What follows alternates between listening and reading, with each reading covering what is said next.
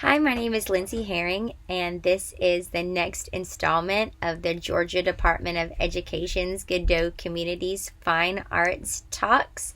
And this is the middle school dance talk about assessments. And today we're going to go through the three types of assessments: diagnostic, formative, and summative. And hopefully we're going to chat through some of the questions that maybe you've been facing as a dance teacher. And I hope you enjoy this first of our chats for April.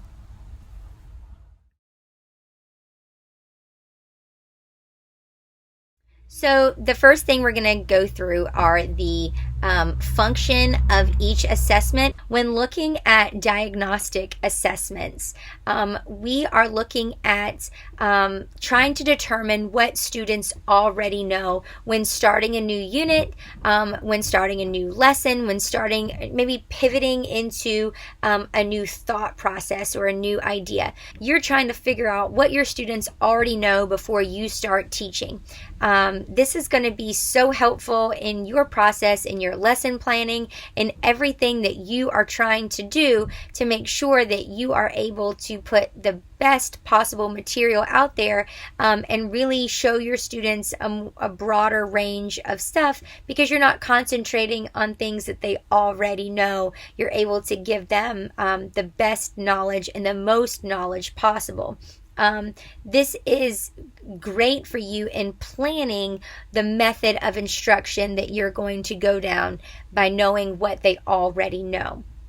The formative assessment comes next, and it's kind of the next level of your planning. Formative assessments are used during the learning process, and these are where you're providing actual feedback toward the students, and are often dialogue based. And that's really what I want you to think about, is dialogue based feedback. And these can even be ungraded type of things. These are going to be anytime the student receives notes, receives feedback on performance based activities. For many of us, these happen on a day-to-day basis.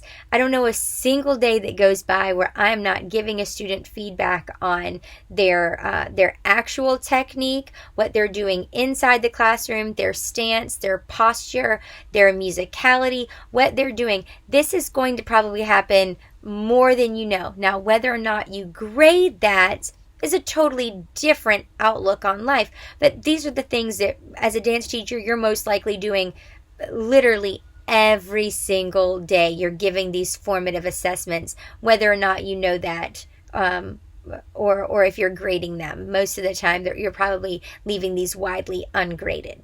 And then finally are our summative grades. And these are used at the end of the learning process. And these are those big benchmarks, things that we're looking at to make sure that the students know what's going on, we understand what it is, and then if they're not meeting those, that we can go back and hit those big time things again and see, where it is. So we've got those diagnostic at the beginning, those formative along in the process, and then those big summative at the end, so that we are really hitting that learning process every single time throughout the learning targeting process.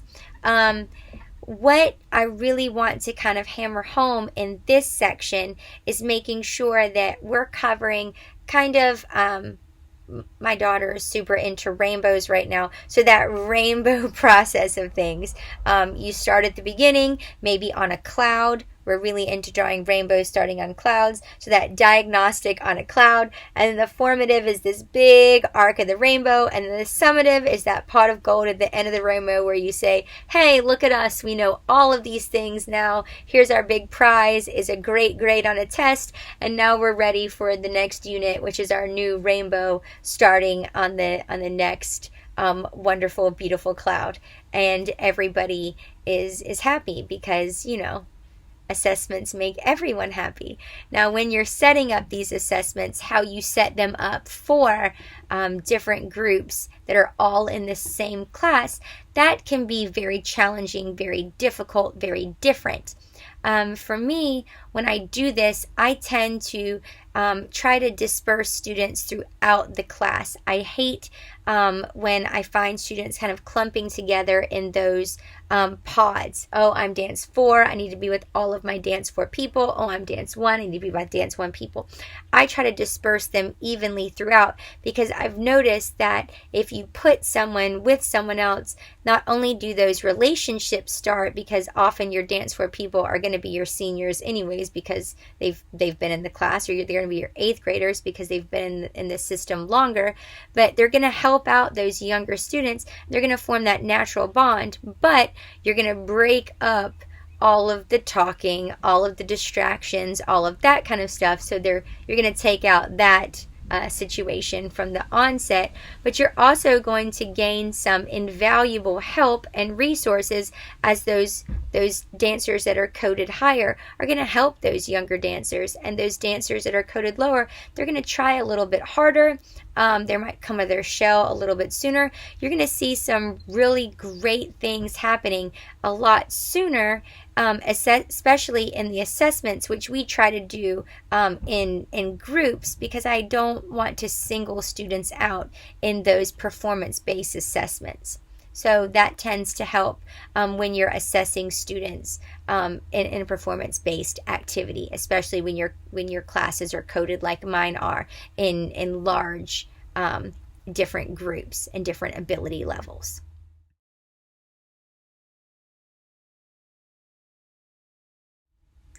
And now it's my time to talk about my experience with assessments and the entire process. I am not only a teacher, but I'm also currently a student at Wayne State University working on my second master's degree. I consider myself a lifelong student of the arts, as evidenced by the fact that I am still in school for the arts.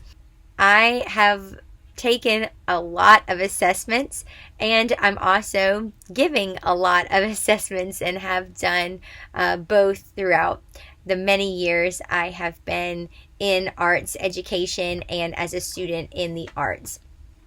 The one thing that I have held on to very tightly throughout all of these years is I don't feel like a student should be quote unquote punished for lack of talent or ability.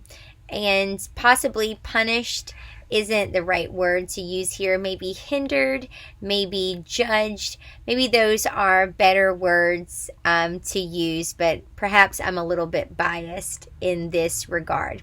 Growing up, I was always told that I had bad feet, poor technique, and countless other shortcomings that I was reminded of at the bar, seemingly every year with every new instructor, every step of the way. And it is something that I am reminded of, and that even, I would say, kind of haunts me and comes back to me still to this day.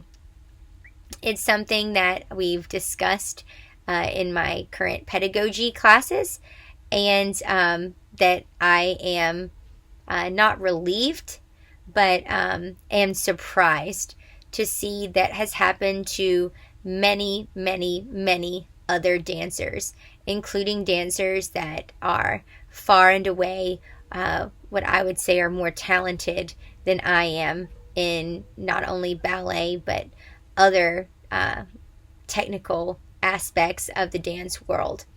And this is something that I am very passionate about, not kind of pushing onto my dancers day in and day out, making them feel like less than themselves at the bar or in center or anywhere in the studio. Lack of encouragement has really influenced how I grade and how I view assessments. I tend to err on the side of student improvement, student involvement, and student participation in not only the dance classes I teach, but also in every performing arts class that I lead, including my drama classes and my AVT classes. I want my assessments and I want my teaching strategy and I want my grades to have the ability to uplift a student. And that may be kind of the antithesis of what we have seen tests and grades to do in the past. I need to see from those diagnostics at the beginning and those summatives at the end, I need to see that the students' confidence and knowledge of the material has been boosted throughout a unit. I want to see that they have taken the material from point A to point B. Maybe they're not pointing their toes exactly the way that they should be, or maybe they have not really nailed down how to pull up in a double pirouette exactly the way they should, or maybe they're only getting around 1.5 times. But if they understand how to do it, that in itself is an amazing feat. And so that's what I'm looking for, is that that knowledge and that retention of the material and the understanding and the boost of confidence with the material. Obviously, as we go up through those levels, the mastery of content and the mastery of technique is going to take on more meaning and more weighted content as we progress through that. Now, in our system, we have divided everything into 9-week chunks. And so our summatives and our formatives and our diagnostics are divided up equally there too as well. And so what I do in my classroom and what we do throughout our school is we give our students and parents kind of a roadmap. And so we say, these are all the tests, these are all the quizzes, these are all the grades that you will see in what we use. Currently, I know we're kind of all over the place in what grading platforms that you're using, even more so than usual. But whatever platform you're using, our school uses some very well-known platforms. And I list, as do all of our teachers, these are all the grades that you're going to see go into that specific platform. And here's how they're going to be weighted. So we send those home with the student, we send those home to their parent, and they just sign those. So there's no surprise at the end of that 9-week period. We're going to move into the next part of our chat today, and you're going to get to see not only me in action, but some of my best and brightest, and you're going to see some examples of some assessment strategies that I use in the classroom. And I'm going to explain those in the next unit, and I hope you enjoy.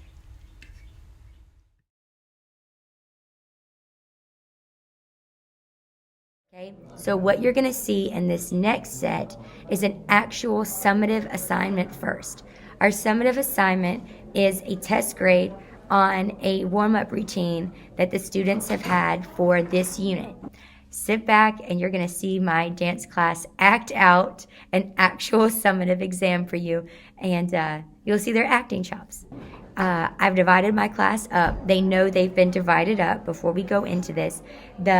Some of them in the middle section of this are going to receive the top marks for this class, for this unit. They're going to do the test exactly as they are supposed to. They've learned the warm-up, all of them. They are dressed appropriately for dance class, and they are ready to move the entire time. The group at the very front may not be dressed appropriately. They may not be doing all of the moves full out, and they may be looking at their phone, they may be talking part of the time, but they are definitely not going to receive that high A that we're looking for in the test. The group at the very back are not going to receive a good grade at all. They are not dressed appropriately. They are not going to participate. And toward the beginning of the routine, I'm just going to tell them to sit down, and then you're going to see me come back around after I get the rest of the class started, and we're going to talk about why they are not interested in participating. Some of them are going to tell me off the bat what's going on with them. They may have forgotten about the test. They may have personal reasons for why they're not interested in participating. There could be a myriad of reasons why they're not interested in participating. And for those reasons, always extend a grading period if they have a note on file, if they're injured, anything like that. Like I said, I try to be very open with this class. This is a beginning dance class on paper. There just happens to be some advanced dancers in there for whatever scheduling conflicts. They couldn't be in my actual on paper advanced dance class. When this happens, I try to be really, really understanding if this is their first, what I call a deemed first offense. And for all of these students, they wouldn't do this in an actual summative exam, but for the purpose of this video, we're looking at that. You're going to hear me talk over it, and you're going to see me walk around the room. I will give them corrections while we do this, but in an actual exam, I give them what we call the 3 strikes rule. I'm going to tell them to get off their phone if they're on their phone. I'm going to tell them to stop talking to friends. I'm going to give them some dance technique corrections. Most of these things I've been doing so long that I'm familiar with the material, and afterwards I will meet with them one-on-one if they haven't gotten the grade that they deserve or that they want or that I know that they can get, and then we'll go through the reasons why. I always give them an opportunity to build up that grade, and we'll repeat this grade another time if they want to give it another shot. Like I said, this dance class should be an experience for them that they want to continue on in this pathway. So I always try to make it an experience that they enjoy and that they like, especially for these summative exams, knowing that we're only going to get through so many units in a 9-week period, then that these summative grades are weighted so heavily in our grade book. So enjoy.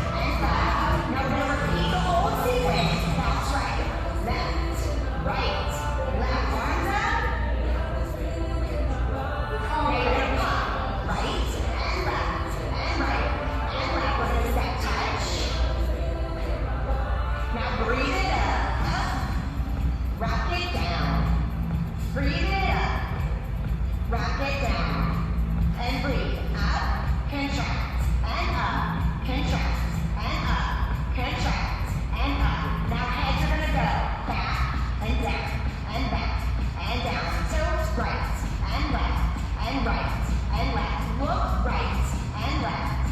Right and left. Roll to the right and left. Now our shoulders are going up, down, up, down, up, down. We're going to alternate, right? Now repeat it. Up, down, up, down, up, down, up, down. Right, left, right, left, right, left. Now roll back. Alternate. Again. Same thing forward. One more time, forward. Now we're going to break on to the right. Right, left, right together. Ribs and left. Left, right, left, right, right. Right, left, left. Left, right, three-step turn. Right, now roll that right hip. Out, out, left. Roll the left hip. Repeat to the right. And right. And left. Now we're going to go run and squat. Run. Gotta talk really loud. Alignment. Alignment. Specifically alignment dealing with dance. Very good. And you wrote a 400-word response to alignment. Yes? We all completed that assignment. Yes. Very good. And so we're going to kind of like wrap up that assignment with a little class discussion to bolster some of the grades and give you guys a couple bonus points here and there, as that was a quiz group. Okay? So you just completed your test. Some of you will be seeing me to retake the test for various and sundry reasons. But let's discuss alignment. Okay? You can tell me one thing that you can do to improve your alignment as a dancer. Stretching, absolutely. Deshanti, can you tell me one stretch that you can do? Because you wrote a really nice response about alignment. One stretch. A lunge, very good. A lunge is a great stretch for alignment. Can anybody tell me something else that you can do to improve your alignment? Anaya? Cardio is great. What's an example of good, healthy cardio? Jogging, very good. Do any of you run and or jog? Yes, Latrell does. I'm sure for basketball, you guys are at least supposed to. Whether or not we all do is a different story entirely. How many of you have run in the last year? Tried to at least. Had to. We ran around the cafeteria one day, and it was not pleasant for most of you, but you did it. So as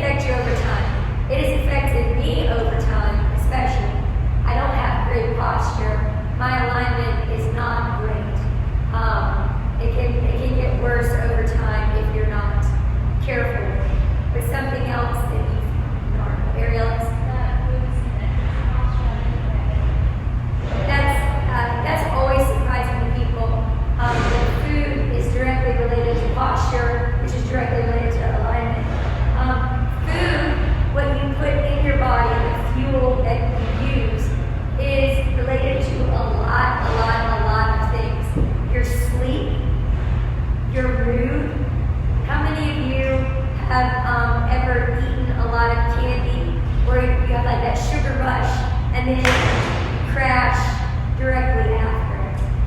Yeah, it happens to babies a lot. Or your nephew or niece or sister or brother eats a lot of candy at Halloween, and then they become the most annoying thing that you've ever seen on the face of the earth, and you wish they would go away. Yeah. Or you eat something and you become really bloated, like immediately afterwards. Yeah, food is, you are what you eat, that sort of thing. There's one more thing in the article that you found interesting or that you didn't know.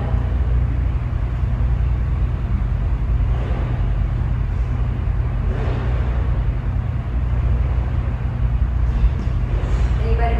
Or we tapped out on this?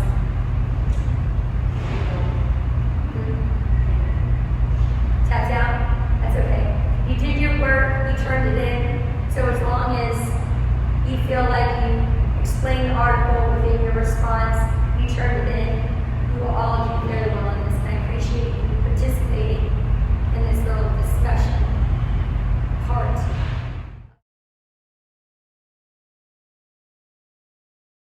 The last part we're going to talk about today is diagnostic grades. These are the grades before you move into every unit. You are essentially testing your students on their prior knowledge of this unit and how to see exactly what they know and what their learning is going into something. And these diagnostics are amazingly helpful in looking at what your students know and how you can best serve them throughout this unit process. For instance, we just completed a unit on introducing my students to ballet terminology by linking that to hip hop.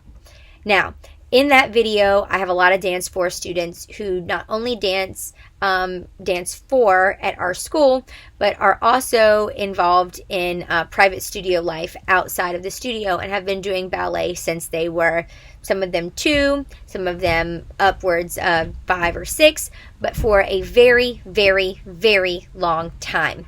And so with this, they did not need that link between hip hop and ballet. Now, there were also students that had trouble even knowing the term ballet.